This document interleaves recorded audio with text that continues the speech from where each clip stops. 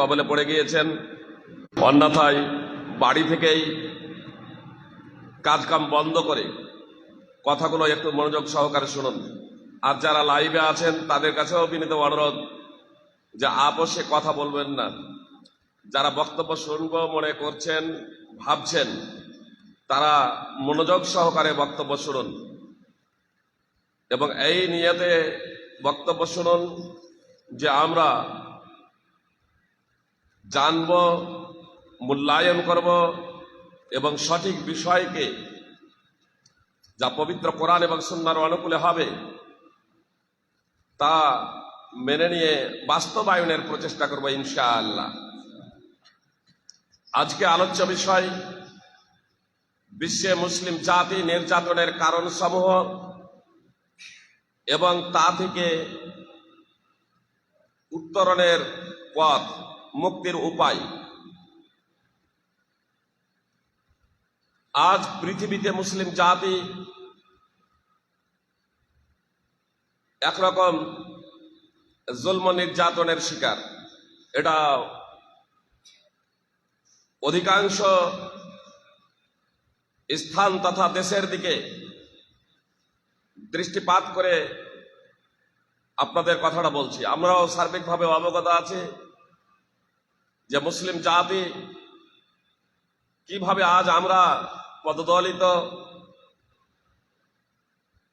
লাঞ্ছিত, অপদস্থ পৃথিবীর বিভিন্ন দেশে। যে সমস্ত দেশে মুসলিমরা সংখ্যালঘু সেই সব দেশেই শুধু নয়, যে সমস্ত দেশে মুসলিমরা সংখ্যায় কম সেই দেশেই শুধু নয়, বরং যেসব দেশে মুসলিমরা সংখ্যাগুরু, সংখ্যায় অনেক বেশি, সেখানেও মুসলিমরা আজ লাঞ্ছিত, পদদলিত। এটা আমরা প্রত্যক্ষ করছি। আমাদের বেশি দূরে যেতে হবে না। যদি আমরা বাংলাদেশের দিকে তাকাই, আমাদের প্রতিবেশী দেশ বাংলাদেশ, তো বাংলাদেশে মুসলিমরা কি সুখ এবং শান্তিতে বসবাস করছে? কি বলছেন? বাংলাদেশের মুসলিমরাও সুখ এবং শান্তিতে নেই। আপনার পাকিস্তান, আফগানিস্তান, সুখ এবং শান্তিতে আমরা বসবাস করতে আজকে পারছি না। ইচ্ছা থাকলেও, ইচ্ছা করলেও যেন তা হয়ে উঠছে না। কেন? পবিত্র কোরআন এবং সুন্নাহর আলোকে বিষয়টা আমরা বোঝার চেষ্টা করবো ইনশাআল্লাহ। তবে প্রথমে আপনাদের বলি, আজকের আজান সাধারণত অত্র মসজিদে, রতনপুর জামে মসজিদে আজকে যেখানে প্রোগ্রাম হচ্ছে 6:45 এশার আজান হয়, 7টায় নামাজ হয়। তবে আজকের জন্য আজানটা 6-7টায় হবে। আর তারপরে আপনাদের ওযু করতে যত সময় লাগবে ততটাই সময় দেওয়া হবে। তারপরে ইনশাআল্লাহ আমরা নামাজ আদায় করব। তারপরেও বলবো যে সময় খুব বেশি নেই, সময় খুব বেশি নেই। আপনার 44 মিনিট হাতে সময় আছে। আল্লাহ তাআলা পবিত্র কোরআনে বলেন, ওয়া আতিউল্লাহ ওয়া রাসূলাহ, তোমরা আল্লাহ এবং রাসূলের আনুগত্য করো। ওয়ালা তানাযাউ, এবং পরস্পর ঝগড়া করো না। আল্লাহ বললেন তোমরা আল্লাহ এবং রাসূলের আনুগত্য করো, তোমরা পরস্পর ঝগড়া করো না। ফাতাফশালু ওয়া তাযহাবা রিহুকুম, তাহলে তোমরা সাহসহারা হয়ে যাবে এবং তোমাদের শক্তি নিঃশেষ হয়ে যাবে। মানে আল্লাহ এবং তার রাসূলের আনুগত্য না করে তোমরা যদি পরস্পরে ঝগড়া বিবাদে লিপ্ত হও, তাহলে তোমরা সাহসহারা হয়ে যাবে, তোমাদের শক্তি চলে যাবে, তোমরা দুর্বল হয়ে যাবে। যে মুসলিম জাতি একদা বিশ্ব শাসন করলো, অর্ধেকটা পৃথিবীকে জয় করে নিল অতি অল্প সময়ের মাঝে, আজকে এই মুসলিম জাতি সারা পৃথিবীতে প্রায় ১৫০০ বছরের মধ্যে যে মুহাম্মদ সাল্লাল্লাহু আলাইহি সাল্লাম সর্বশেষ রাসূল, তার আগে লক্ষাধিক নবী রাসূল এসেছেন এবং তার উম্মাহ প্রায় পৃথিবীতে ছেয়ে গিয়েছিল। তাদের উম্মাত পৃথিবীতে ছেয়ে গিয়েছিল, তারা আবার পথহারা দিশাহারা মানুষেরা শিরক, বিদআত, পৌত্তলিকতা, নাস্তিকতা, মূর্তি পূজা, বস্তুবাদিতা ছেড়ে কালেমাই শাহাদাত পাঠ করে মুসলমান হলেন। অদ্যাবধি মুসলমান হচ্ছেন। মুসলমানের সংখ্যা সব থেকে বেশি বর্ধনশীল। সারা পৃথিবীতে আজ মুসলমান এই ১৫০০ বছরের মধ্যে ১/৪ পরিণত হয়েছে। প্রায় 4 ভাগ সারা পৃথিবীতে যে মানুষ আছে, তো 4 ভাগের 1 ভাগ প্রায় মুসলমান। আমি যখন মুসলমানের কথাটা বলছি সাধারণভাবে, তখন আব্দুর রহমান মানে যে মুসলমান নাম আছে, এবং মুসলমানরা নিজেরাও মুসলমানদেরকে দাবি করে এবং অমুসলমানরাও ভাবে যে এরা মুসলমান। এই দৃষ্টিকোণ থেকে আপনার সমস্ত মুসলমানগুলোকে যদি মিলানো যদি হয় দাবি এবং লোকেদের ধারণা অনুযায়ী, তাহলে সারা পৃথিবীর মুসলমানের সংখ্যা বলা যেতে পারে 1/4। প্রায় ১৫০০ মতো বছরের মধ্যেই মুসলিমদের সংখ্যা এত বৃদ্ধি পেয়েছে। তারপরেও মুসলিম জাতি পদদলিত কেন, অবহেলিত কেন, নির্যাতিত কেন, লাঞ্ছিত কেন, এটা আমাদের একটু মূল্যায়ন করা একান্ত কর্তব্য। আল্লাহ যে বললেন যে তোমরা আল্লাহ এবং তার রাসূলের আনুগত্য করো, আল্লাহ এবং তার রাসূলের আনুগত্য করো। যদি আল্লাহ এবং তার রাসূলের আনুগত্য করো তাহলে কি হবে? তাহলে তোমরাই বিজয়ী হবে, তোমরাই বিজয়ী হবে, তোমাদেরকেই শাসন ক্ষমতা দেওয়া হবে। সুতরাং আল্লাহ তাআলা বলেন, ওয়ালা তাহিনু ওয়ালা তাহজানু ওয়া আনতুমুল আ'লাউনা ইন কুনতুম মুমিনিন। তোমরা সাহস হারা হইও না, দুর্বল হইও না, হীনমনোবল হইও না, চিন্তিত হইও না, দুঃখ করো না, তোমরাই বিজয়ী হবে। শর্ত হলো তোমরা ঈমানদার হয়ে যাও। যদি তোমরা ঈমানদার হও, আল্লাহ বলছেন ওয়ালা তাহিনু ওয়ালা তাহজানু ওয়া আনতুমুল আ'লাউনা ইন কুনতুম মুমিনিন। সূরা আলে ইমরান ৩ নম্বর সূরার ১৩৯ নম্বর আয়াত। এই আয়াত অবতীর্ণ হচ্ছে সে সময়, যে সময় সাহাবায়ে কিরাম রাদিয়াল্লাহু তাআলা আনহুম নিরাশ হয়ে গিয়েছিলেন, হতাশ হয়েছিলেন, দুঃখিত হয়েছিলেন, টেনশনে পড়ে গিয়েছিলেন। তো আল্লাহ তাআলা তাদেরকে মনোবল বাড়ানোর জন্য, তাদের শক্তি যোগানোর জন্য তাদেরকে বলছেন, সাহস দিচ্ছেন, যারা তোমরাই তো জয়ী হবে, তোমরাই বিজয়ী হবে। এই কথাটাও এই প্রেক্ষাপটে বলেছিলেন যখন সাহাবায়ে কেরাম বিমর্ষ হয়েছিলেন, মনোবল হারিয়ে ফেলেছিলেন। এবং তারা কেন মনোবল হারিয়েছিলেন, কেন তারা টেনশনে পড়েছিলেন, কেন তারা দুঃখিত হয়েছিলেন, এরও একটা কারণ আছে। আল্লাহ যে বললেন আল্লাহ এবং তার রাসূলের আনুগত্য করো, তারাও আল্লাহ এবং তার রাসূলের আনুগত্যই করেছিলেন মূলত। কিন্তু আল্লাহ এবং তার রাসূলের আনুগত্যের তাৎপর্য হলো যে কোনো কথা আমার এবং আপনার শ্রবণ করা মাত্রই সাধ্যমতো তা বাস্তবায়ন। আল্লাহ তাআলা বলেন, ইন্নামা কানা কাউলাল মুমিনিনা ইযা দু'উ ইলাল্লাহি ওয়া রাসূলিহি লিয়াহকুমা বাইনাহুম আন ইয়াকুলু সামি'না ওয়া আতা'না। আল্লাহ তাআলা বলছেন, মুমিনদের তো কথা এটাই হবে যখন তাদেরকে আল্লাহ এবং তার রাসূলের দিকে আহ্বান করা হবে যে তিনি তাদের মাঝে ফায়সালা করে দেবেন, মীমাংসা করে দেবেন, তখন তারা বলবে সামি'না ওয়া আতা'না, আমরা শুনলাম মেনে নিলাম, আমরা শুনলাম আমরা মেনে নিলাম। ওয়া উলাইকা হুমুল মুফলিহুন। আল্লাহ তাআলা বলছেন এরাই হলো সফল কাম, এরাই হলো কামিয়াব। তো আল্লাহ তাআলা স্পষ্টভাবে ঘোষণা দিচ্ছেন যে মুমিনদের কথা হলো যখন তাদেরকে আল্লাহ এবং তার রাসূলের দিকে আহ্বান করা হবে যে আমরা শুনলাম, সামি'না ওয়া আতা'না, আমরা শুনলাম এবং মেনে নিলাম, এটা হবে মুমিনদের কথা। এটা হবে মুমিনদের কথা যে আমরা শুনলাম এবং মেনে নিলাম।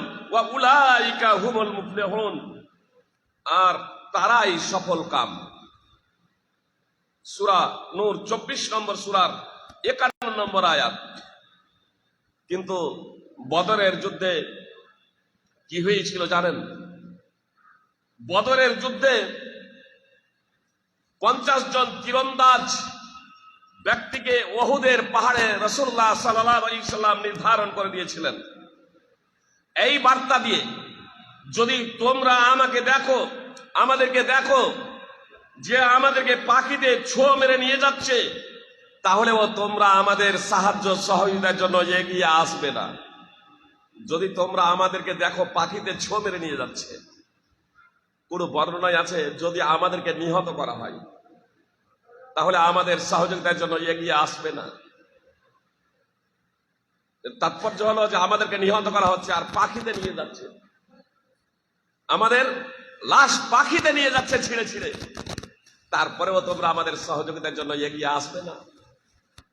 আর যদি দেখো আমরা শত্রুদের পর্যদস্ত করেছি, আমরা শত্রুদেরকে পরাজিত করেছি, তাদের গনিমতের মাল সংগ্রহ করছি, তাহলেও তোমরা আমাদের সহযোগিতার জন্য এগিয়ে আসবে না। গনিমতের মাল সংগ্রহের জন্য তোমরা এগিয়ে আসবে না। জয় পরাজয় উভয় অবস্থাতেই তোমরা উহুদ পাহাড়ের চূড়ায় অবস্থান করবে যতক্ষণ না তোমাদের কাছে দ্বিতীয় বার্তা যাবে উহুদ পাহাড়ের চূড়া থেকে তোমরা নেমে যাবে না। এটা ছিল রাসূল সাল্লাল্লাহু আলাইহি সাল্লামের কথা। মুমিনদের বৈশিষ্ট্য আল্লাহ তাআলা সূরা নূরে কি বর্ণনা করলেন?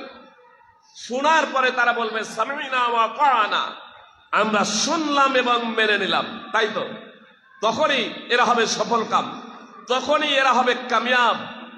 উহুদ যুদ্ধের প্রারম্ভে ইসলামের জয় জয়কার, মুশরিকরা পরাজিত, অমুসলিমরা পরাজিত, যুদ্ধের ময়দান ছেড়ে পালাচ্ছে, তাদের ছেড়ে যাওয়া গনিমতের মাল সাহাবায়ে কেরাম সংগ্রহ করছেন।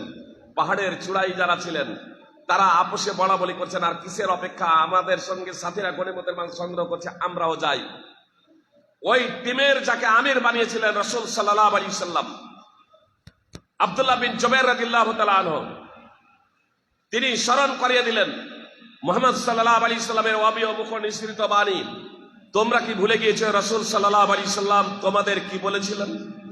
আনাসিতুম মা ক্বালা লাকুম রাসূলুল্লাহ সাল্লাল্লাহু আলাইহি সাল্লাম, রাসূল সাল্লাল্লাহু আলাইহি সাল্লাম তোমাদের কি বলেছিলেন তোমরা কি ভুলে গিয়েছো?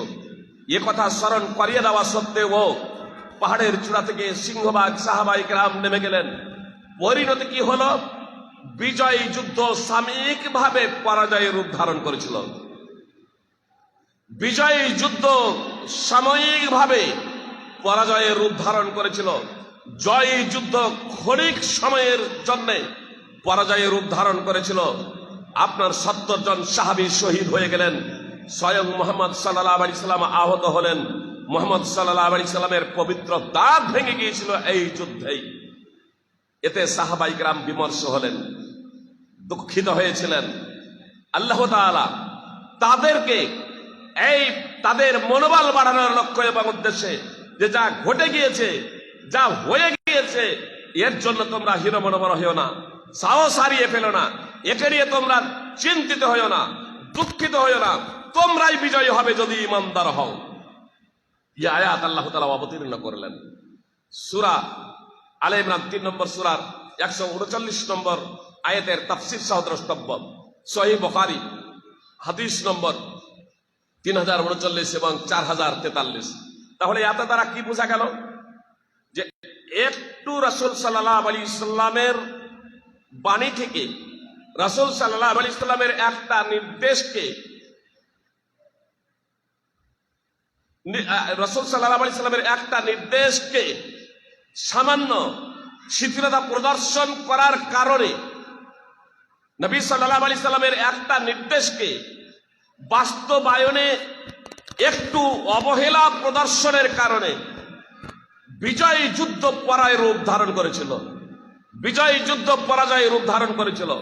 মুহাম্মদ সাল্লাল্লাহু আলাইহি সাল্লামের বার্তা ছিল জয় পরাজয় উভয় অবস্থাতে পাহাড়ের চূড়াতেই তোমরা থাকবে, যতক্ষণ না দ্বিতীয় বার্তা যাবে পাহাড়ের চূড়া থেকে নামবে না। সাহাবায়ে কেরাম রাসূল সাল্লাল্লাহু আলাইহি সাল্লামের বিরুদ্ধাচরণ করবে, এটা তাদের আসল আদৌ তাদের কল্পনাতে ছিল না। এটাই যে নবী সাল্লাল্লাহু আলাইহি সাল্লামের নির্দেশকে অবহেলা করা হবে, এটা সাহাবায়ে কেরাম বুঝতেই পারেননি। তারা ভাবলেন যুদ্ধে তো জয় হয়েই গিয়েছি আমরা, মুশরিকরা তো যুদ্ধের ময়দান ছেড়ে পালাচ্ছে। মুহাম্মদ সাল্লাল্লাহু আলাইহি সাল্লামের দ্বিতীয় বার্তার তারা অপেক্ষা করেন নাই। মুহাম্মদ সাল্লাল্লাহু আলাইহি সাল্লাম বলেছিলেন বার্তা দ্বিতীয় না গেলে পাহাড়ের চূড়া থেকে নামবে না, কিন্তু বার্তা যাওয়ার আগেই পাহাড়ের চূড়া থেকে নেমে গেলেন। যে নবী সাল্লাল্লাহু আলাইহি সাল্লামের একটা নির্দেশকে লঘুভাবে নেওয়ার পরিণতি হলো, হালকাভাবে নেওয়ার পরিণতি হলো জয় যুদ্ধ পরাজয় রূপ ধারণ করলো। 70 জন সাহাবী শহীদ হয়ে গেলেন। মুহাম্মদ সাল্লাল্লাহু আলাইহি সাল্লাম নিজেও আহত হলেন, তার পবিত্র দাঁত ভেঙে গেল। কেউ এখানে প্রশ্ন করতে পারেন যে মুহাম্মদ সাল্লাল্লাহু আলাইহি সাল্লামের তো ভুল ছিল না, তাহলে মুহাম্মদ সাল্লাল্লাহু আলাইহি সাল্লাম কেন আহত হলেন, তার কেন দাঁত ভেঙে গেল? সুপ্রিয় ভাতৃবৃন্দ ও ভগিনীগণ, কথা খুব মনোযোগ দিয়ে শুনবেন।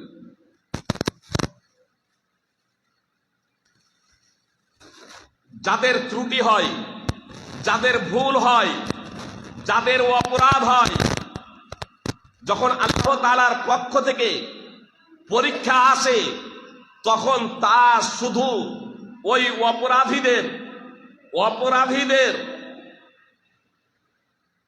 ভুলকারীদের, আল্লাহর অবাধ্যদেরই উপরে আবর্তিত হয় না, বরং যারা সৎ তাদেরকেও অন্তর্ভুক্ত করে। এটা হচ্ছে তার প্রমাণ যে মুহাম্মদ সাল্লাল্লাহু আলাইহি সাল্লামের বিন্দু মাত্র ত্রুটি ছিল না, অপরাধ ছিল না, কিন্তু আল্লাহ তাআলা সার্বিকভাবে সেই পরীক্ষায় আবর্তিত করলেন। ফলে কিছু সাহাবী শহীদ হয়ে গেলেন, স্বয়ং মুহাম্মদ সাল্লাল্লাহু আলাইহি সাল্লাম তিনি আহত হলেন। 1 নম্বর 2, নবী সাল্লাল্লাহু আলাইহি সাল্লাম বলেছেন, কথা খুব মনোযোগ দিয়ে শুনেন,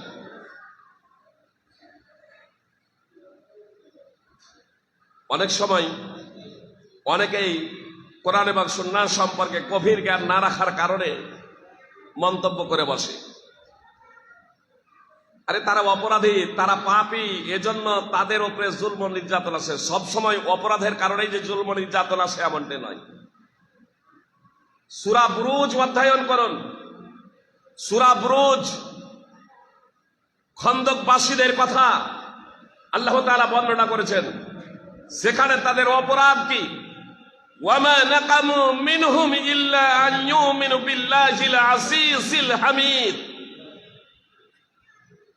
খন্দকবাসীদেরকে আগুনে নিক্ষেপ করা হয়েছিল, গর্ত খনন করে ঈমানদার ব্যক্তিদেরকে মেরে ফেলা হয়েছিল। আল্লাহ বলছেন ওই খন্দকবাসী প্রসঙ্গে তাদের কোনো অপরাধ ছিল না। ওয়ামা নাকামু, তাদের শুধু প্রতিশোধ এজন্যই নেওয়া হয়েছিল, তাদেরকে আগুনে নিক্ষেপ এজন্যই করা হয়েছিল, তাদের উপরে জুলম নির্যাতন এজন্যই করা হয়েছিল। ইল্লা ইউমিনু বিল্লাহিল আজিজিল হামিদ, শুধুমাত্র এই জন্যে যে তারা প্রক্রান্তশালী প্রশংসিত আল্লাহ তাআলার উপরে ঈমান এনেছিল, আল্লাহ তাআলার উপরে ঈমান এনেছিল। সূরা বুরুজ আপনি অধ্যয়ন করুন। আল্লাহ তাআলা আসলে পরীক্ষা করেন বান্দাদের। আল্লাহ বলছেন, হাসিবান নাসু আন ইউতরাকু আন ইয়াকুলু আমান্না ওয়া হুম লা ইফতানুন। মানুষ কি ভেবে নিয়েছে তাদেরকে ছেড়ে দেওয়া হবে শুধু এই কথার ভিত্তিতে যে আমরা আল্লাহর উপরে ঈমান নিয়ে এসেছি, আর তাদেরকে পরীক্ষা করা হবে না? সূরা আনকাবুত 29 নম্বর সূরা 2 নম্বর আয়াত। পরবর্তীতে আয়াতে আল্লাহ তাআলা বলছেন তাদের পূর্ববর্তীদেরকেও আল্লাহ তাআলা পরীক্ষা করেছিলেন। তিনি জেনে নিতে চান পরীক্ষার মাধ্যমে যে কে সত্যবাদী এবং কে মিথ্যাবাদী। আল্লাহ তাআলা মানুষকে সৃষ্টির আগে থেকেই জানেন, আসমান জমিন সৃষ্টির আগে থেকেই জানেন যে আজকে এই মুহূর্তে আমি এখানে বক্তব্য রাখবো, আপনারা শ্রবণ করবেন, এটাও আল্লাহ তাআলা আগে থেকেই জানেন। আমরা যে যা করব, যে যা খাবো, যে যা আচরণ করব, আল্লাহ তাআলা আসমান এবং জমিন, আকাশ এবং পৃথিবীর সৃষ্টিরও আগে থেকেই তিনি জানেন। সুতরাং মুহাম্মদ সাল্লাল্লাহু আলাইহি সাল্লাম বলেছেন, সহিহ মুসলিমের হাদিস, যে আসমান সমূহ এবং পৃথিবী সৃষ্টির 50,000 বছর আগেই আল্লাহ তাআলা সৃষ্টির তাকদীর, ভাগ্য লিখে রেখেছেন। ভাগ্য তাকদীর আল্লাহ তাআলা লিখে রেখেছেন। কে কতদিন বাঁচবে, কে কি খাবে, কে কোথায় মারা যাবে, কে কোথায় জন্মগ্রহণ করবে, এ সব কিছু লেখা আছে। তারপরে আল্লাহ তাআলা জানবেন কে সত্যবাদী কে মিথ্যাবাদী। আসলে আল্লাহ তাআলা এই পরীক্ষার মাধ্যমে প্রকাশ করে দিতে চান যে মুখের দাবিতে আমি ইমানদার, এই ইমানদারের দাবিতে আসলে কে ইমানদার, আসলে কে খাঁটি মুসলমান, আর আসলে কে নকল মুসলমান। তার কারণ অনেক সময় আপনার নকল মুসলমানদের দ্বারা অরিজিনাল মুসলমানদের ব্যাপক ক্ষতি হয়ে যায়। এই জন্য আল্লাহ তাআলা পরীক্ষার মাধ্যমে প্রকাশ করে দিতে চান যে কারা সত্যবাদী এবং কারা মিথ্যাবাদী। তো আল্লাহ তাআলা এই পরীক্ষা করেন। দ্বিতীয়ত আল্লাহ তাআলার এটা হচ্ছে একটা পরীক্ষা। দ্বিতীয়ত মুহাম্মদ সাল্লাল্লাহু আলাইহি সাল্লাম বলছেন, মান ইউরিদিল্লাহু বিহি খাইরান ইউসিব মিন। রাসূল সাল্লাল্লাহু আলাইহি সাল্লাম বলেছেন যে আল্লাহ যখন কোন জাতির কল্যাণ চান, আল্লাহ যখন কারো কল্যাণ চান, মান ইউরিদ বিহি খাইরান ইউসিব মিন, আল্লাহ যখন কারো কল্যাণ চান, আল্লাহ যখন কারো ভালাই চান, আল্লাহ যখন কারো মঙ্গল চান, আল্লাহ তখন তাকে বিপদে ফেলেন। সহিহ বুখারী 5645 নম্বর হাদিস। আল্লাহ যখন কারো কল্যাণ চান, ভালাই চান, মঙ্গল চান, তখন তাকে বিপদে ফেলেন। সুনানে তিরমিজি হাদিস নম্বর 2396 রয়েছে, আল্লাহ যখন কোন বান্দার কল্যাণ চান, কথা খুব মনোযোগ দিয়ে শুনবেন। সুপ্রিয় ভাই এবং বোন, আমাদের যদি এটা জানা থাকে তাহলে আমরা হাহুতাশ করবো না। বিপদ আপদের কারণে, অসুখের কারণে, দারিদ্রতার কারণে কোনো বিপদ আমাদের উপর আবর্তিত হলে আমরা আমাদের ধৈর্য ধারণে তার সহায়ক হবে ইনশাআল্লাহ। মুহাম্মদ সাল্লাল্লাহু আলাইহি সাল্লাম বলছেন যে কোনো বান্দার যখন আল্লাহ তাআলা কল্যাণ চান, কোনো বান্দার যখন আল্লাহ তাআলা কল্যাণ চান, তখন আল্লাহ তাআলা পৃথিবীতে তাকে দ্রুত বিপদে ফেলেন। এ বিপদ নানা ধরনের হতে পারে। আল্লাহ যখন কোনো বান্দার যখন কল্যাণ চান, আল্লাহ তখন তাকে দুনিয়াতে দ্রুত বিপদে ফেলেন। আর যখন কারো অকল্যাণ চান, তখন আল্লাহ তাআলা তার থেকে শাস্তিকে রুখেলেন, তাকে শাস্তি প্রদান করা থেকে বিরত থাকেন। কাকে? যার অকল্যাণ চান। কিয়ামতের দিন তাকে কঠিন শাস্তি দেওয়ার জন্য, আখিরাতে কঠিন শাস্তি দেওয়ার জন্য। আল্লাহ যখন কোন কওমকে যখন ভালোবাসেন, তখন তাদেরকে বিপদে ফেলেন। আর আল্লাহ যখন সে বিপদে পড়লে সে যদি ধৈর্য ধারণ করে, তাহলে তার জন্য রয়েছে ধৈর্য। আর অধৈর্য হলে তার জন্য রয়েছে, সে যদি হাউতাস করে, অধৈর্য হয়ে যায়, অসন্তুষ্ট হয়ে যায়, তাহলে তার জন্য রয়েছে অসন্তুষ্টি। অর্থাৎ অসন্তুষ্ট হলে আল্লাহ তাআলার অসন্তুষ্টি। কেউ বিপদে পড়লে যদি সন্তুষ্ট হয়, তাহলে তার জন্য রয়েছে সন্তুষ্টি, অর্থাৎ আল্লাহ তাআলার সন্তুষ্টি। কেউ বিপদে পড়লে সে যদি অসন্তুষ্ট হয়, তাহলে তার জন্য রয়েছে অসন্তুষ্টি, অর্থাৎ আল্লাহ তাআলার অসন্তুষ্টি। সুনানে ইবনে মাজাহ এবং সুনানে তিরমিজি 23096 নম্বর হাদিস এবং সুনানে ইবনে মাজাহ হাদিস নম্বর 4031। মুসনাদ আহমদে মাহমুদ বিন লাবিদ রাদিয়াল্লাহু তাআলা আনহু সূত্রে এ মর্মে হাদিস বর্ণিত আছে, ইন্নাল্লাহা আহাব্বা কওমান ইবতালাহুম, নিশ্চয় আল্লাহ যখন কোন কওমকে ভালোবাসেন, আল্লাহ যখন কোন জাতিকে ভালোবাসেন, তখন আল্লাহ তাদেরকে বিপদে ফেলেন। তাহলে এখান থেকে আমরা দুটো বিষয় বুঝতে পারলাম। এক, বিপদ আপদ আসতে পারে আমার এবং আপনার অপরাধের কারণে। যেমন আল্লাহ তাআলা বলেন, ওয়ামা আসাবাকুম মিন মুসিবাতিন ফাবিমা কাসাবাত আইদিকুম ওয়া ইয়াফু আন কাসীর। সূরাতুশ শূরা 42 নম্বর সূরা 30 নম্বর আয়াত। আল্লাহ তাআলা বলছেন, তোমাদেরকে যে বিপদ আপদ পৌঁছায় তা তোমাদের কৃতকর্মের ফল। আর অনেক অপরাধ তো আল্লাহ তাআলা ক্ষমা করে দেন। তাহলে আমাদের অপরাধের কারণেও, আমাদের কর্মের কারণেও আমাদেরকে বিপদ আসতে পারে। এক। দুই, আল্লাহ আমাদেরকে ভালোবাসেন, জাতিকে ভালোবাসেন। কোন জাতিকে যখন ভালোবাসেন তাদেরকে বিপদে ফেলেন। এখন আমাদের উপরে যে বিপদটা এসেছে সার্বিকভাবে, এই বিপদটা আমাদেরকে আল্লাহ ভালোবাসেন তার জন্য আমরা বিপদের সম্মুখীন, নাকি আমরা আল্লাহ তাআলার অবাধ্য হয়েছি? এটা একটু জানার বিষয় আছে, যে আমরা হকের ওপরে আছি, তার জন্য আল্লাহ তাআলা আমাদেরকে ভালোবাসেন, এই জন্য পরীক্ষা করছেন বিপদ দিয়ে দুনিয়াতে, নাকি আমরা আল্লাহ তাআলার পথ থেকে বিচ্যুত হয়েছি? তো আল্লাহ তাআলা বললেন, ওয়াতিউল্লাহ ওয়া রাসূলাহ, তোমরা আল্লাহর আনুগত্য করো এবং রাসূল তার রাসূলের আনুগত্য করো। ওয়ালা তানাজাউ, পরস্পরে তোমরা ঝগড়া করো না।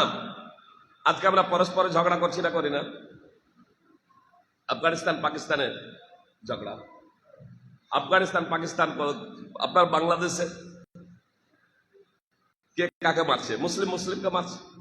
বাংলাদেশ কেন যাবো? আমাদের দেশে যে এই তো কিছুদিন আগে আমাদের তারাপুরে এখানেই অভ্যন্তরীণ বিষয় কি সেটা, এর জন্য প্রশাসন রয়েছে তদন্ত করার জন্য।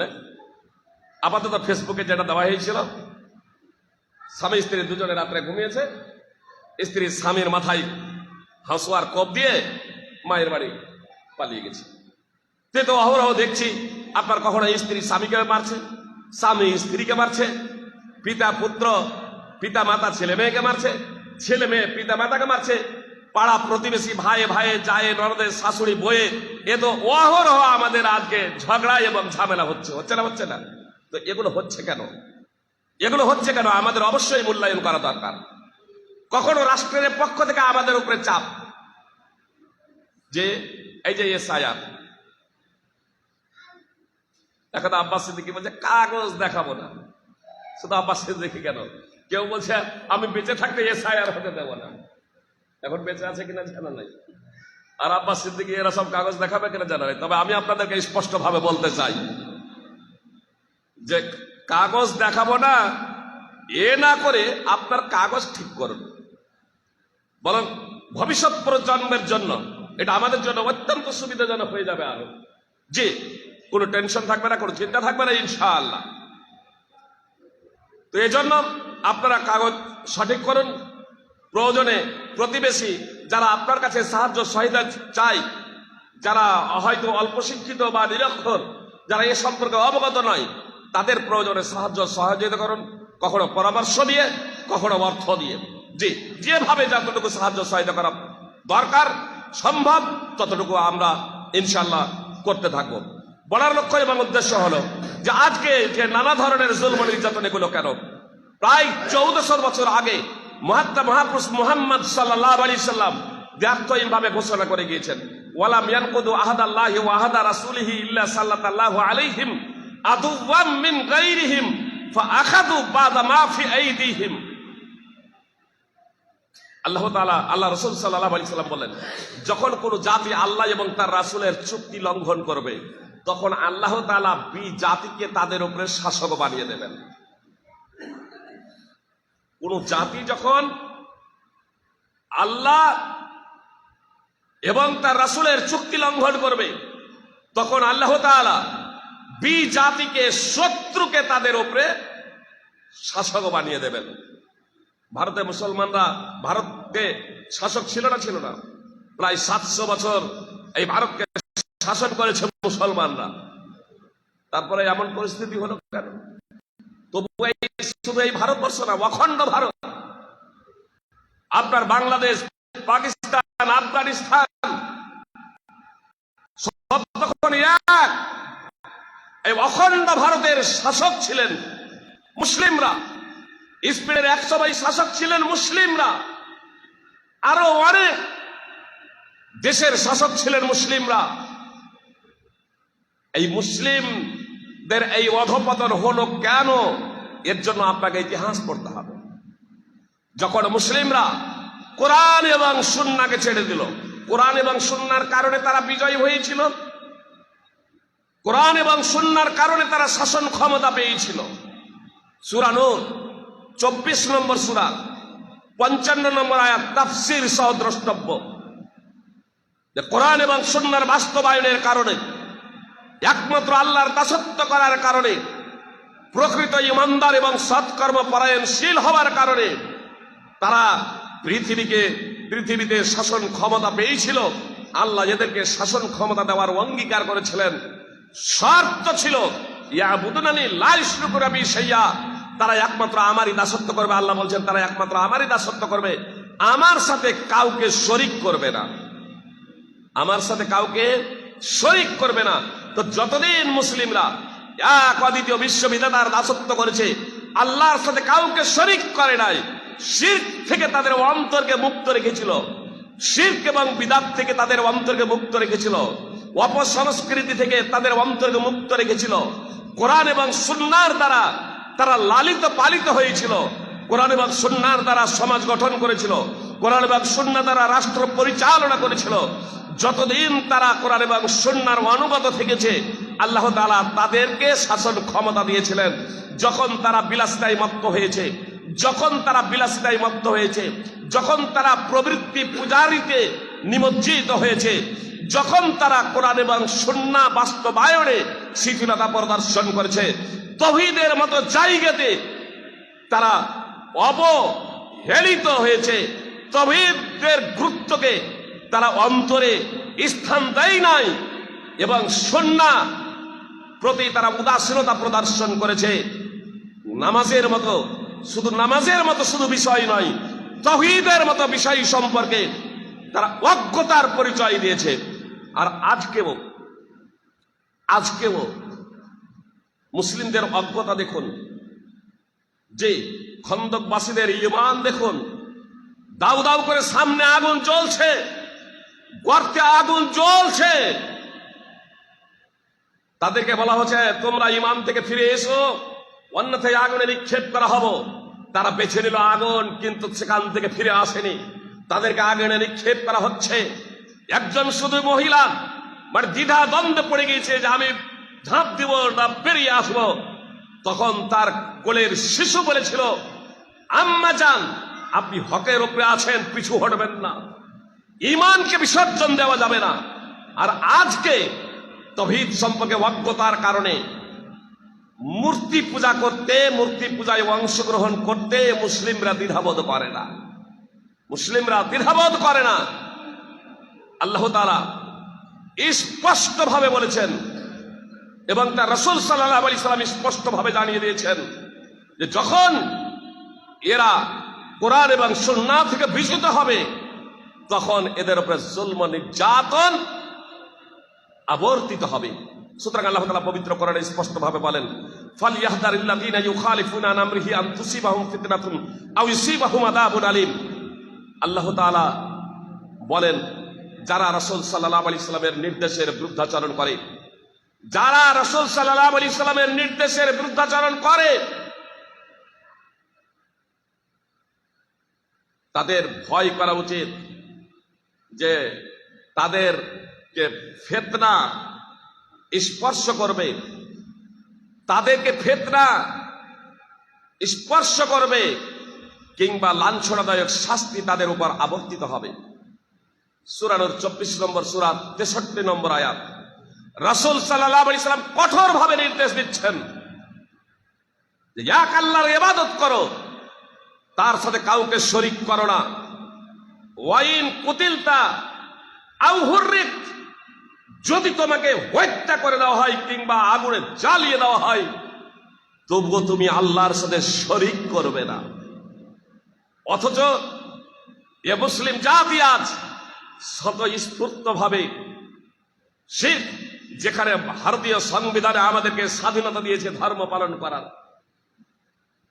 প্রত্যেক জাতিকে আপন আপন ধর্ম পালন করার স্বাধীনতা দিয়েছে, সেখানে মুসলিমরা শিরকে নিমজ্জিত হচ্ছে। এটা তাদের অজ্ঞতার কারণে। সাওবান রাদিয়াল্লাহু তাআলা আনহু হাদিসের বর্ণনাকারী, রাসূল সাল্লাল্লাহু আলাইহি সাল্লাম ভবিষ্যৎবাণী করেছেন, লা তাকুমুস সাআ, কিয়ামত সংঘটিত হবে না, হাত্তা তালহাকা কাবাইলু মিন উম্মতি বিল মুশরিকিন, আমার উম্মতের কিছু মানুষ যতক্ষণ না মুশরিকদের সাথে মিশে যাবে, ওয়া হাত্তা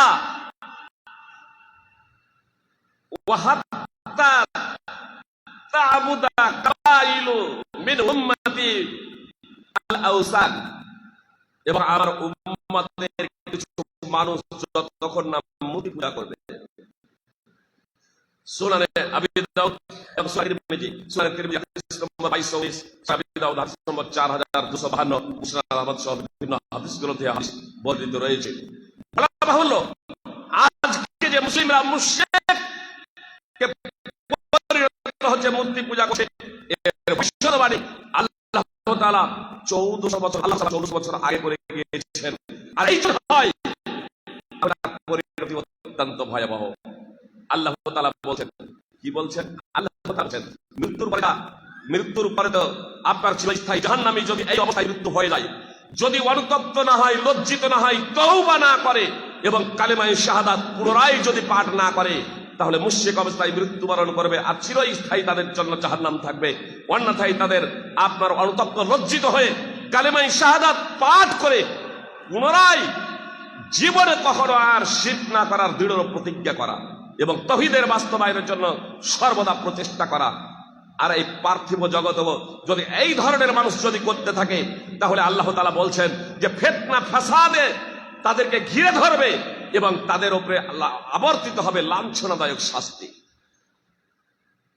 মুহাম্মদ সাল্লাল্লাহু আলাইহি সাল্লাম কি বললেন? যখন জাতি আল্লাহ এবং তার রাসূলের চুক্তি লঙ্ঘন করবে, তখন আল্লাহ তাআলা বিজাতি এবং বেধর্মীদের তাদের উপরে শাসক বানিয়ে দেবেন, আর তারা তাদের কিছু সম্পদ নিবে। তারা তাদের কিছু সম্পদ নেবে। আপনার এনআরসি সহ বিভিন্ন মাধ্যমে সুকৌশল দেখুন না কিভাবে আপনার রক্ত ঘামা পয়সা দিয়ে, আপনার রক্ত ঘামা পয়সা দিয়ে অল্প অল্প করে অর্থ জমিয়ে আপনি জায়গা কিনেছেন, বাড়ি করেছেন, আর তারপরে আপনি জেলে বন্দী, ঘর ছাড়া। বিজাতি অন্য ধর্মের লোক আজকে শাসক। কি লঙ্ঘন করেছি আমরা? আল্লাহ এবং তার রাসূল সাল্লাল্লাহু আলাইহি সাল্লামের চুক্তি। কালেমায়ে শাহাদাতের তাৎপর্য কি?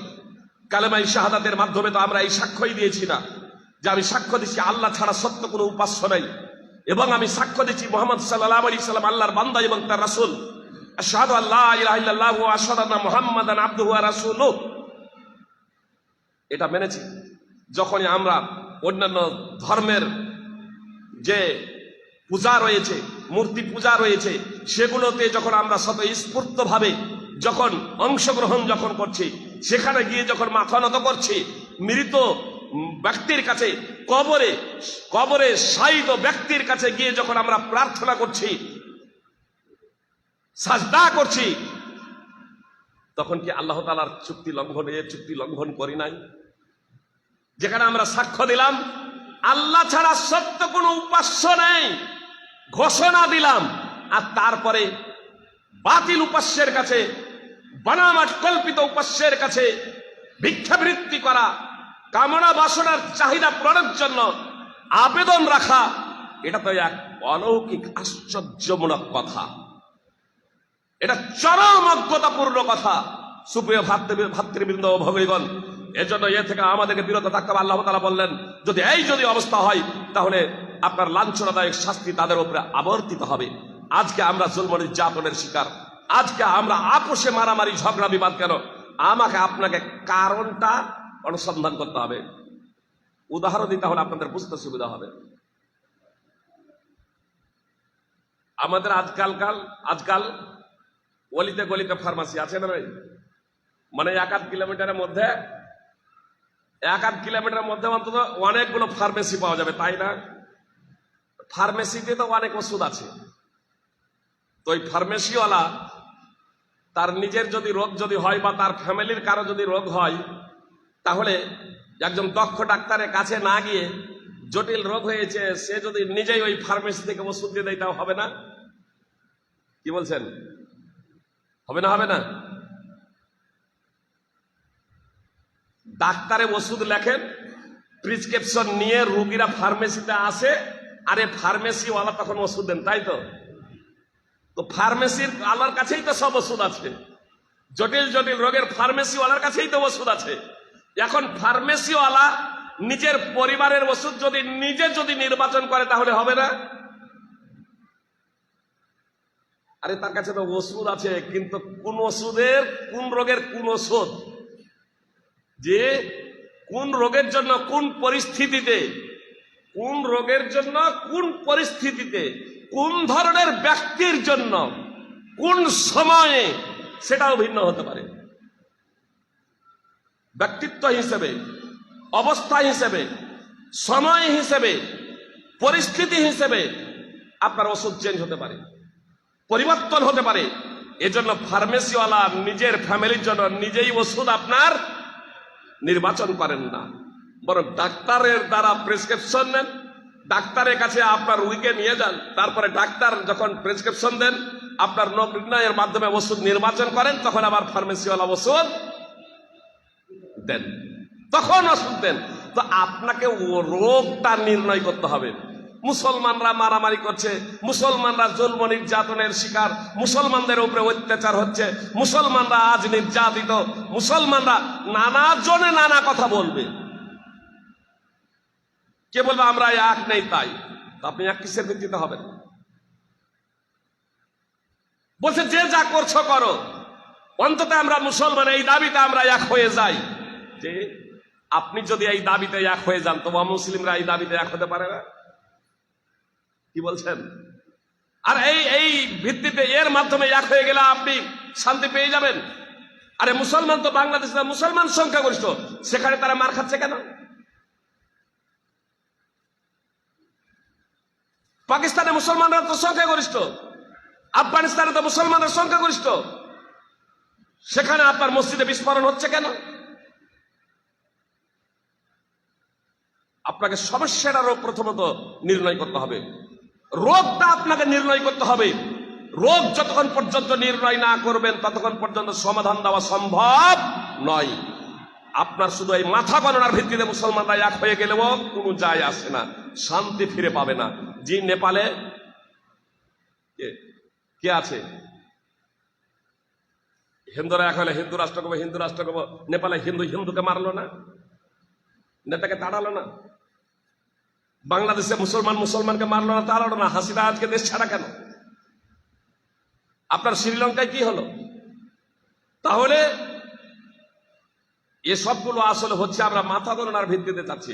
আচ্ছা, অত ছেড়ে দেন, আপনার বাড়িতে ঝামেলা নাই, আমার বাড়িতে ঝামেলা নাই। আমি সার্বিকভাবে উদাহরণ দিচ্ছি যে আলহামদুলিল্লাহ আমার বাড়িতে ঝামেলা নাই। আমরা কয়জন বলতে পারবো আমার বাড়িতে ঝামেলা নাই? আজকে বাড়িতে আমাদের ঝামেলা আছে কি নাই? তাহলে এই যে ঝামেলাটা কেন, এই সমস্যাটা কেন? আমাকে আপনাকে এই সমস্যাটা প্রথমত নির্ণয় করতে হবে। শারীরিক অসুখের জন্য যেমন একজন দক্ষ ডাক্তারের প্রয়োজন হয়, কথা খুব মনোযোগ দিয়ে শুনুন।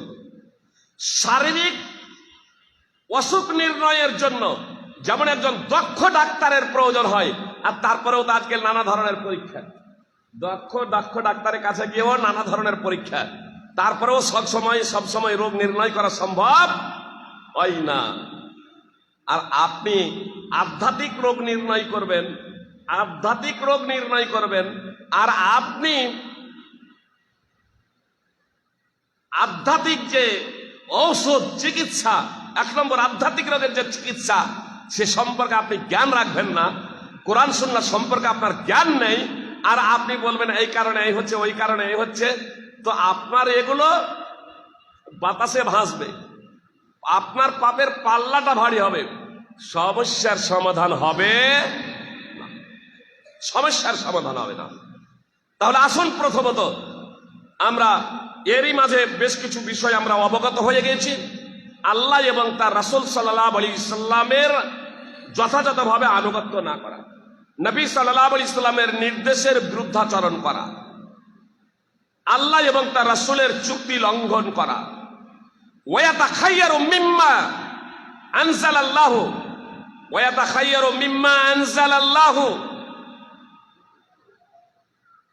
এবং আল্লাহ যা অবতীর্ণ করেছেন, ওয়ামা লাম তাহকুম আইম্মাতুহুম বিকিতাবিল্লাহি ওয়ায়াতাখায়্যারু মিম্মা আনজালাল্লাহু ইল্লা জাআলাল্লাহু বাসাহুম বাইনাহুম। আল্লাহ রাসূল সাল্লাল্লাহু আলাইহি সাল্লাম বলছেন, যখন বিচারকগণ, আইম্মায়ে কিরাম, বিচারকগণ যখন আল্লাহর কিতাব অনুযায়ী ফাইসালা করবে না, আল্লাহ যা অবতীর্ণ করেছেন তা গ্রহণ করবে না,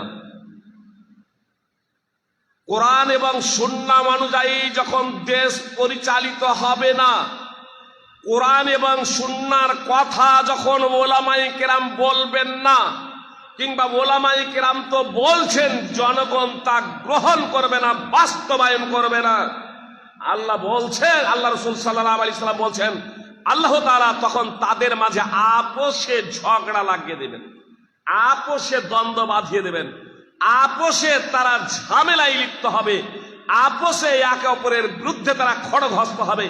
দেখছেন না যে স্বামী স্ত্রীকে হত্যা করছে, স্ত্রী স্বামীকে হত্যা করছে? কত প্রেমের বিনিময়!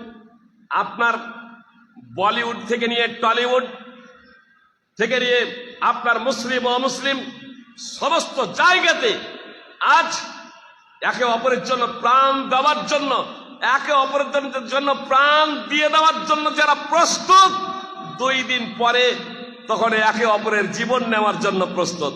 দেখছেন না? নবী সাল্লাল্লাহু আলাইহি সাল্লামের নবী হওয়ার আগে অবস্থাকে জাহিলিয়াতের যুগ বলা হয়। তখন শুধু কচি মেয়েদের হত্যা করা হতো, আর আজকে তো সাবালক সাবালিকা, ছেলে মেয়ে উভয়কে হত্যা করা হচ্ছে, পিতা মাতাকে হত্যা করা হচ্ছে, ভাই ভাইকে হত্যা করছে, শাশুড়ি বউকে হত্যা করছে, এইভাবে পাড়া প্রতিবেশীকে, ভাই ভাইকে খুন করছে অব্যাহত ধারায়। তাহলে রোগটা কি? কোরআন এবং সুন্নাহর বাস্তবায়ন না করা। আমার আপনার বাড়িতে ঝামেলার মূল কারণ হলো, আমাদের সমাজে আমাদের পাড়ায় ঝামেলার মূল কারণ হলো কোরআন এবং সুন্নাহ বাস্তবায়ন না করা। এর জন্য আমরা যদি শান্তি পেতে চাই, আমরা যদি সুখ পেতে চাই, তাহলে আমাদেরকে ইমামদেরকে পরিচালিত করতে হবে না, বরং ইমাম দ্বারা আমাদেরকে পরিচালিত হতে হবে। আমাদের মন মানসিকতা পরিবর্তন করতে হবে। মসজিদ কমিটি, মাদ্রাসা কমিটিদের আমাদের চিন্তা ভাবনা, মন মানসিকতা পরিবর্তন করতে হবে। আরে তারা হচ্ছে দক্ষ ডাক্তার। আপনি রুগী হয়ে নিজেই আপনি ওষুধ নির্বাচন করবেন? অসম্ভব। আপনি ইমামকে বলুন যে আপনি নির্দ্বিধায় কোরআন এবং সুন্নাহ বাস্তবায়ন করুন। মাদ্রাসার কমিটি, আপনি আলেমদেরকে বলুন, সম্মান দেন, আপনি নির্দ্বিধায় কোরআন এবং সুন্নাহ বাস্তবায়ন করুন, কোরআন এবং সুন্নাহর কথা বলুন, কোরআন এবং সুন্নাহ অনুযায়ী আপনি সমাজ সংশোধন করুন।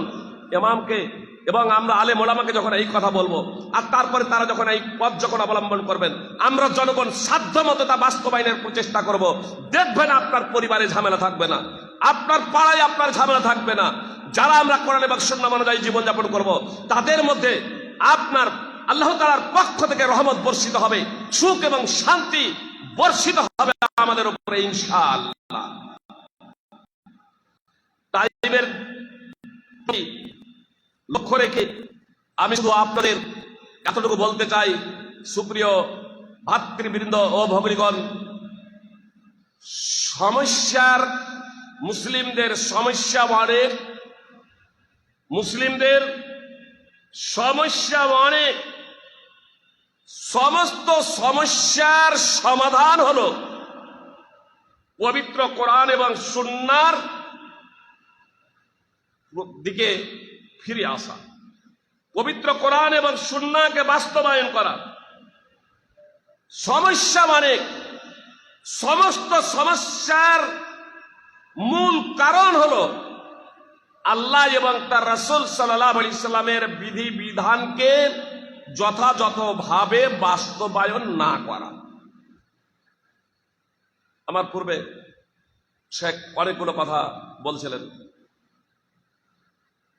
টাইমের দিকে দেখে আর সেই দৃষ্টান্তটা আমি সেখানে টানছিলাম। শুধু আপনাদের এতটুকু বলি, আমরা পরে অনেক আফসোস করি, যদি আমরা কোরআন সুন্নাহ অনুযায়ী ছেলে মেয়েদের যদি লালন পালন করতাম, তাহলে আজকে আমার মুখটা কালো হতো না। যদি ছেলেদেরকে সঠিকভাবে যদি গড়ে তুলতাম, তাহলে ছেলের জন্য আজকে আফসোস করতে হতো না। যদি ছেলেদেরকে সঠিক যদি পথ নির্দেশনা দিতাম, তার লেখাপড়ার ব্যাপারে, তার সঙ্গীদের ব্যাপারে যদি খোঁজ খবর যদি রাখতাম, তাহলে বন্ধুর দোষে সে নেশাখোর হতো না। যদি মেয়ের প্রতি যদি একটু দৃষ্টি দিতাম, তার লেখাপড়ার দিকে, তার বান্ধবীদের দিকে, যে কার সাথে সে চলাফেরা করে, কার সাথে সে উঠা বসা করে, তাহলে আজকে আমার মুখটা কালো হতো না। সে আত্মহত্যার পথ বেছে নিত না, আত্মহত্যার পথ বেছে নিত না। আজকে অহরহ আপনার বিভিন্ন ডিপার্টমেন্টে, বিভিন্ন ক্ষেত্রে, বিভিন্ন স্থানে কখনো প্রশাসন যে বোম্বাইয়ে, আপনার মহারাষ্ট্রে এই তো কয়দিন হলো একজন মেয়ে, একজন ডাক্তার, মহিলা ডাক্তার নিজের হাতের তালুতে একজন আইপিএস অফিসার এর বিরুদ্ধে 5 মাসে 4 বার সে আমাকে ধর্ষণ করেছে, এবং আরো একজন আপনার প্রশাসনের কর্মকর্তার বিরুদ্ধে যে সে আমাকে মানসিক জুলম নির্যাতন আমার উপরে করেছে। নিরাপত্তা কোথায়? নিরাপত্তা কোথায়? আপনার এগুলো নিয়ে একটু আপনার হইচই হবে, একটু হট্টগোল হবে, একটু মিছিল হবে, তারপরে আবার যে তিমিরে ছিল সেই তিমিরে গিয়েই তা অবস্থান করবে। এত আন্দোলন, এত প্রতিবাদ, এত বিচার করার পরেও কি আপনার অপরাধ দমিত হয়েছে? অপরাধ কি নির্মূল হয়েছে? যদি নিরাপত্তা পেতে হয়, যদি সুখ এবং শান্তি লোভিত হয়, সুপ্রিয় ভাতৃবৃন্দ কথায় একটু মনোযোগ দিয়ে শুনবেন। আসলে ইমানদার ব্যক্তিদের জন্য রয়েছে জান্নাত। ইমানদার ব্যক্তিদের জন্য শুধু নামে মুসলমান হলে হবে না, শুধু নামটা মুসলমান হলে হবে না, প্রকৃত অর্থে পবিত্র কোরআন এবং সুন্নাহর আলোকে যারা মুসলিম হবে, মুসলমান হবে, তারা সুখ এবং শান্তি লাভ করবে পরকালে এবং জান্নাতে যাবে। মুহাম্মদ সাল্লাল্লাহু আলাইহি সাল্লামের পূর্বে যে সমস্ত নবী এবং রাসূল এসেছিলেন, সমস্ত নবী রাসূল মুসলিম ছিলেন, তারা জান্নাতে যাবেন। তার অনুসারী যারা ওহী ভিত্তিক জীবন গড়েছে এবং ওহী ভিত্তিক জীবন গড়ে যারা ইন্তেকাল করেছে তাওহীদের উপরে, তারা জান্নাতে যাবে, স্বর্গে যাবে। মুহাম্মদ সাল্লাল্লাহু আলাইহি সাল্লামের নবী হওয়ার পরে যারা মুহাম্মদ সাল্লাল্লাহু আলাইহি সাল্লামকে নবী হিসেবে স্বীকৃতি প্রদান করবে না, মুহাম্মদ সাল্লাল্লাহু আলাইহি সাল্লামের আনুগত্য করবে না, অনুসরণ করবে না, কোরআন এবং সুন্নাহ অনুযায়ী জীবনযাপন করবে না, তারা জান্নাতে যাবে না, তাদেরকে নরকে যেতে হবে। যে সাবালক সাবালিকা হয়ে যাওয়ার পরে যারা মুহাম্মদ সাল্লাল্লাহু আলাইহি সাল্লামের আনুগত্য করবে না, তাদেরকে নরকে যেতে হবে, তাদেরকে জাহান্নামে যেতে হবে। যারা মুহাম্মদ সাল্লাল্লাহু আলাইহি সাল্লামের আনুগত্য এবং অনুসরণ করবে তারা জান্নাতে যাবে। এর জন্য এই মুসলিমদের উপরে আল্লাহ তাআলা নানাভাবে এদেরকে বিপদে ফেলবেন। এর জন্য আমাদের ধৈর্য ধারণ করতে হবে। যে ভাগ্যে যা আছে সেটা হবে। আমাদেরকে কোরআন এবং সুন্নাহর পথে জীবন গড়ার জন্য সদা সর্বদা প্রস্তুত থাকতে হবে। কোনো কিছু অতীতে ঘটে গিয়েছে, তার জন্য আমাদেরকে ভাগ্যের উপরে আস্থা রেখে এর জন্য আমাদেরকে ধৈর্য ধারণ করতে হবে। পাপাচার হয়ে গেছে, জীবনের মূল্যায়ন করবো। এর জন্য অনুতপ্ত হয়ে লজ্জিত হৃদয় আল্লাহ তাআলার কাছে ক্ষমা প্রার্থনা করবো। সম্মুখে যাতে পাপাচার না হয়, দুটো বিষয় খুব গুরুত্বপূর্ণ। হালাল এবং তয়্যিব আমরা অনেকেই অবগত নই। আপনার বৈধর জন্য দুটো শর্ত, হালাল হতে হবে এবং তয়্যিব হতে হবে। টাকা, যে অর্থ সম্পদ, এটা বস্তুগতভাবে বৈধ না বৈধ, পবিত্র না পবিত্র নয়? বস্তুগতভাবে পবিত্র। টাকা এটা বস্তুগতভাবে পবিত্র, কিন্তু টাকাটা উপার্জন করা হয়েছে অবৈধ পন্থায়, তাহলে এটা কি হবে? হারাম, হালাল হলো না, তার জন্য এটা ভক্ষণ করা যাবে না। হালাল পদ্ধতিতে উপার্জন করা হয়েছে, যে হালাল পদ্ধতিতে উপার্জন করা হয়েছে, কিন্তু তয়্যিব না, তয়্যিব পবিত্র নয়। যেমন আপনার আঙ্গুর বৈধ, এখন সেই আঙ্গুরটা পচে তাতে মাদকতা এসে গিয়েছে, তার এটা পবিত্র আর থাকলো না, খারাপ হয়ে গেছে, অপবিত্র হয়ে গেছে, নষ্ট হয়ে গেছে। বলবেন এর সাথে এর সামঞ্জস্য কি? কোরআন এবং সুন্নাহ বিপদ থেকে যদি সার্বিকভাবে যদি আমাদেরকে বাঁচতে হয়, তাহলে শুধু নামাজ, রোজা, হজ, যাকাত নিয়ে সীমাবদ্ধ থাকলে হবে না। বরং ইসলাম হলো একটা পূর্ণাঙ্গ মানব জীবন ব্যবস্থা। এই পূর্ণাঙ্গ জীবন ব্যবস্থাকে আমাদের আঁকড়ে ধরতে হবে। আপনার ব্যবহারের ক্ষেত্রে, চলার ক্ষেত্রে, উপার্জনের ক্ষেত্রে, পানাহারের ক্ষেত্রে, সমস্ত ক্ষেত্রে, লেনদেন, ব্যবসা বাণিজ্য, সমস্ত বিষয়ে, সমস্ত বিভাগে আমাদেরকে কোরআন এবং সুন্নাহর আলোকে আমাদেরকে জীবনযাপন করতে হবে। অন্যথায় নাম এবং মাথা গণনার ভিত্তিতে যদি আমরা মুসলমান হই, তাহলে আমাদের উপরে জুলম নির্যাতন হতে থাকবে, বিজাতিরা আমাদের উপরে ঐক্যবদ্ধ হবে এবং আমরা জুলম নির্যাতনের শিকার হব। সুতরাং সাওবান রাদিয়াল্লাহু তাআলা আনহু সূত্রে বর্ণিত, রাসূল সাল্লাল্লাহু আলাইহি সাল্লাম বলেছেন, খাদ্য গ্রহণকারীরা পাত্রের চতুর্দিকে যেভাবে একত্রিত হয়, খাদ্য গ্রহণকারীরা পাত্রের চতুর্দিকে যেভাবে একত্রিত হয়, বিজাতিরা মুসলিমদের বিরুদ্ধে সেভাবেই একত্রিত হবে। কোন বর্ণনায় আছে তখন একজন বললেন, আর সাওবান রাদিয়াল্লাহু তাআলা আনহু সূত্রেই বর্ণিত যে কেউ বললেন যে একজন বললেন, আর সাওবান বলছে তারা আমরা বললাম যে আল্লাহ রাসূল, সে সময় কি মুসলিমরা সংখ্যায় কম হবে? যখন মুসলিমদের বিরুদ্ধে বিজাতিরা, বিধর্মীরা একত্রিত হবে, সমবেত হবে, খাদ্যের পাত্রের চতুর্দিকে যেমন খাদ্য গ্রহণকারীরা একত্রিত হয়। একটা বড় প্লেট রেখে দেন, ক্ষুধার্ত ব্যক্তিরা কিভাবে তার দিকে ঝাঁপিয়ে পড়বে। বিয়ের অনুষ্ঠান দেখছেন না, জালসার অনুষ্ঠান দেখছেন, আগে খাওয়ার জন্য কিভাবে আপনার, তো খাদ্য গ্রহণকারীরা খাদ্যের পাত্রের দিকে যেভাবে একত্রিত হয়, সেইভাবে বিজাতিরা মুসলিমদের বিরুদ্ধে একত্রিত হবে। সাহাবায়ে কেরাম প্রশ্ন করলেন যে আল্লাহ রাসূল, সে সময় কি মুসলিমদের সংখ্যা কমে যাবে, আমাদের সংখ্যা কমে যাবে?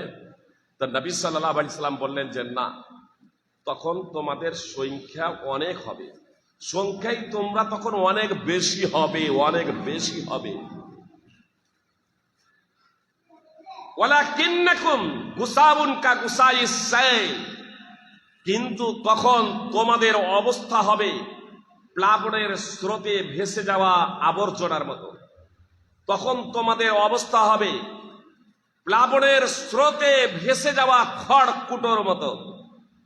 যখন বন্যার পানি যখন বইতে যখন শুরু করে, তখন খড়কুটোগুলোকে দেখেন না কিভাবে আপনার উলট পালট হতে থাকে। এইভাবে মুসলমানদেরকে নিয়ে ছিনিমিনি খেলবে, মুসলমানদেরকে নিয়ে এইভাবে ছিনিমিনি খেলা হবে। নবী সাল্লাল্লাহু আলাইহি সাল্লাম বললেন যে যখন আল্লাহ তাআলা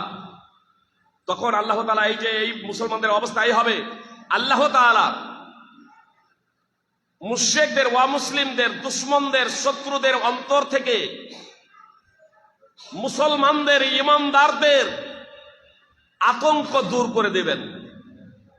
পুলিশ দেখে চোরের ভয় হয় না, হয় না? যে পুলিশকে দেখে চোরের ভয় হবে না, হবে না? কিন্তু পুলিশ যদি ঘুষখোর হয়ে যায় তো চোরেরা ভয় করবে?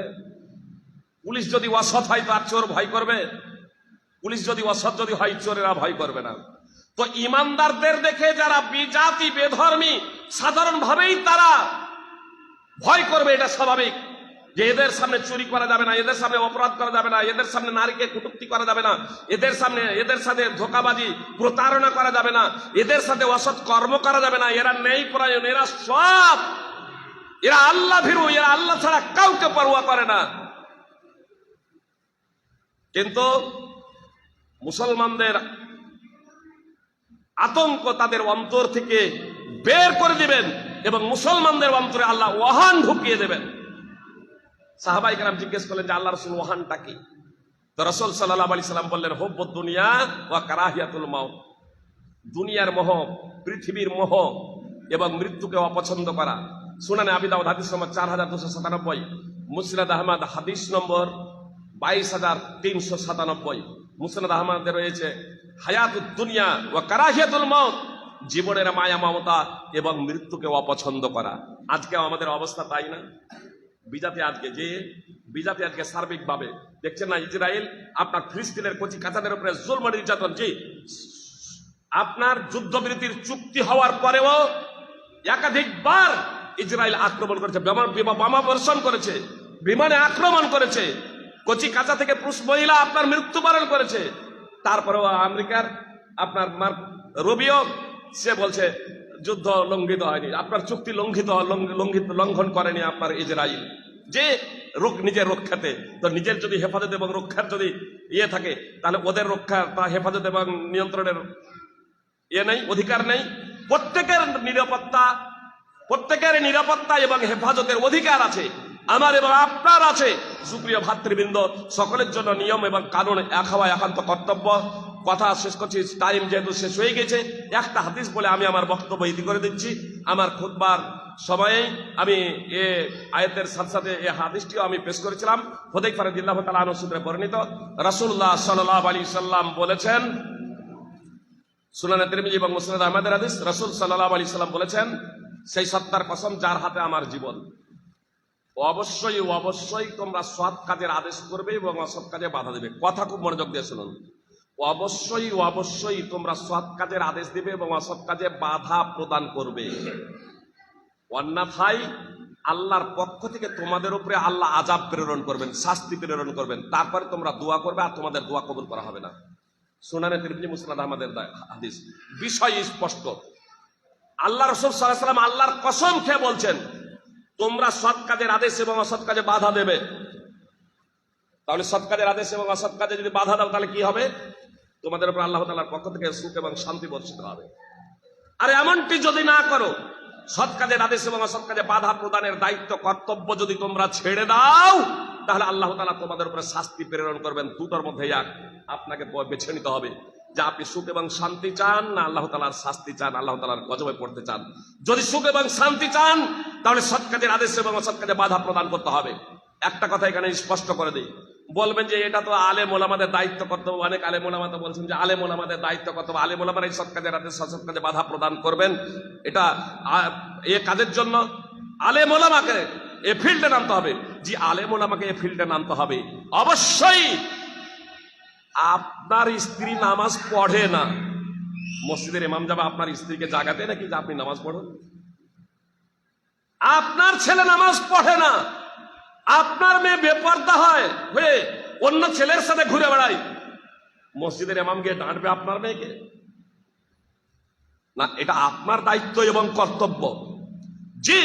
যেগুলো আপনার স্পষ্ট বিষয়, কমন বিষয়, একেবারে কমন এবং সাধারণ এবং স্পষ্ট, সেই সমস্ত বিষয়ে আপনাকেও সৎ কাজের আদেশ এবং অসৎ কাজে বাধা প্রদান করতে হবে। এর দায়িত্ব আপনাকেও পালন করতে হবে।